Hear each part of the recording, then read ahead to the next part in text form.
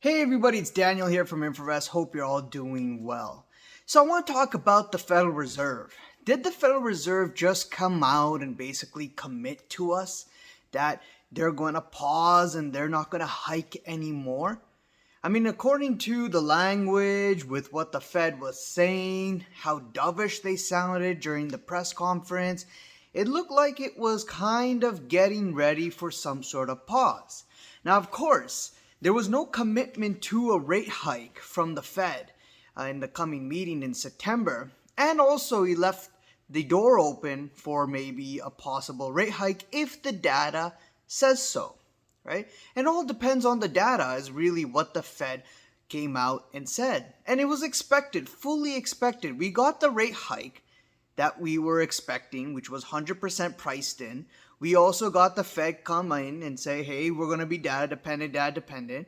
The Fed got a lot of questions that what do you think? Do you think we're going to see higher rates? Are we going to get any rate cuts? The Fed definitely downplayed any sort of rate cuts, saying that they don't see any of that this year. And in fact, the Fed mentioned that we could see rates higher until maybe till 2025, or inflation coming down to the 2% target by 2025. The same language that the Bank of Canada said, right? Like I said in my previous videos, the central banks around the world, not just the Fed, but ECB, Bank of Canada, so on and so on, a lot of these central banks around the world, they're quite globally coordinated with each other. So it's very interesting to see the Bank of Canada come out and say, hey, we're going to get some, we're going to see inflation probably come down to the 2% or close to it by 2025. And the Fed also say the same thing. Basically hinting towards that, hey, if all else is fine, if the markets are fine, if growth continues to be robust, then we can keep rates higher for longer, especially if they decide to pause, right? And now the Fed also didn't say that they're not going to hike anymore. They did leave the September meeting live. They did leave the door open, but the markets are pricing in a very low probability, especially when you look at the bond and stock market. Stock market has been completely brushing off whatever the Fed has been saying. The bond market's been selling off, but when you look at the pricing in terms of a rate hike, it's still a low probability for September. Until or unless we get data that tells us that, things are changing, so we're probably going to get a rate hike. So that means the upcoming U.S. economic data that we're going to get is going to be really, really important. We're going to have to see how CPI comes out in the next month and in the next weeks or so, right? And how also the growth data and the jobs data, the employment data comes out. We also got GDP, right? GDP last week came in stronger than expected. The PCE number, however, came in weaker. And the initial jobless claims came in better than expected. So there you go. Growth is looking strong. GDP is looking strong, right? NASDAQ and the tech indexes kind of brushed off the strong number, basically going with the narrative of the soft landing, saying that, hey, growth is strong, where the GDP numbers show that the economy is fine, and also the job market is fine. So, and the PCE and the inflation numbers coming down. So, hey, looks like we are getting the soft landing, and the Fed is doing a very good job in not tipping us into a recession. And on top of that, the Fed told us that they don't see a recession happening this year. It's very interesting because in the beginning of this year, when the whole regional bank issues happened, the Fed came out and said, hey, it's possible we could see a recession this year. And that was because of all the fears of these regional banks that were imploding, and they had to come and rescue them. And they were worried that, hey, maybe this could tip us into a recession. Now that everything looks fine, the markets are up. NASDAQ's about 5-6% away from all-time highs. They're saying, hey, I guess no recession this year. And, we're completely out of the woods. But that doesn't mean rate cuts, right? That doesn't mean that we're going to get rate cuts this year unless, of course, something really tragic or an event or credit event happens. Then sure, you can get them coming in and cutting rates. But until then, They don't see anything. Now, the bond market, on the other hand, yes, we're seeing selling pressure, yields moving up, right, from the Fed.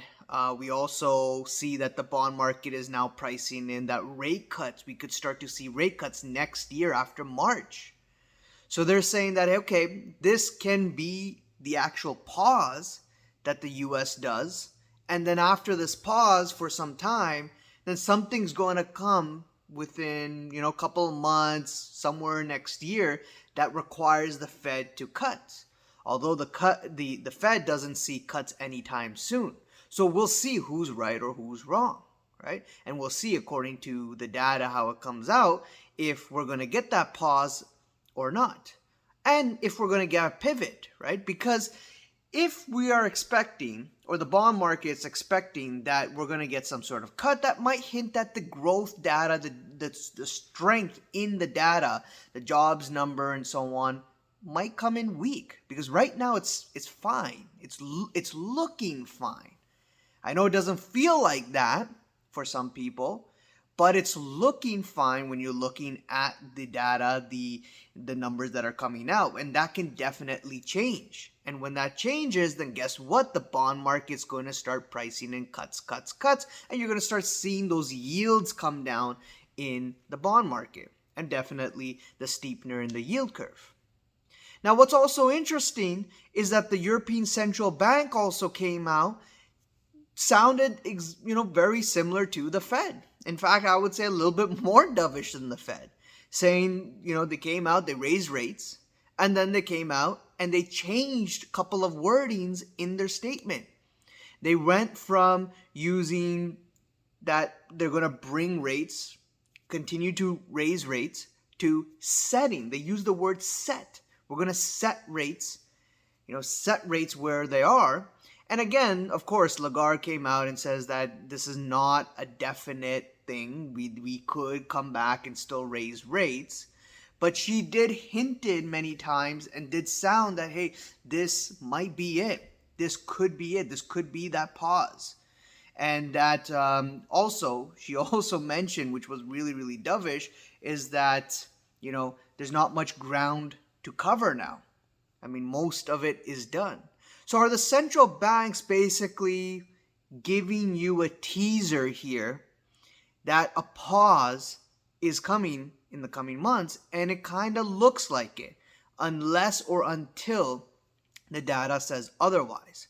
So we can't confirm 100%, but we can get a better idea as we get August numbers, as we get September numbers, and see how things pan out. And also, don't forget about crude oil. That's going to be really, really important, because as you see right now, crude oil prices are moving up around $80 a barrel. If that number starts to creep up higher and higher, $90, $100, then guess what? You're going to get a reaction from the central banks, unless, again, there's some sort of credit event or whatnot.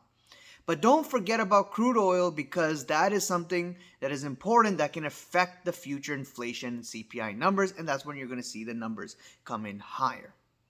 So very interesting here from the Fed, very interesting here from the ECB, sounding dovish, getting the markets being lifted here, right? And it's going to be interesting also from Bank of England. It's very, as you're already hearing, you probably might get the Bank of England also reiterate and say something very similar along the lines of what the Fed and the ECB has been saying, doing a rate hike and then sounding completely dovish. That, we'll be data dependent, not giving you enough information. Let's see. This could be it, but maybe not. But hey, it looks like, inflation is coming down. We're still not done on our job here on tackling inflation, but we'll see, right? So let me know what you guys think. Comment below, subscribe, hit the like button, bell icon to be notified on the next video, and I'll see you guys around. Cheers, bye.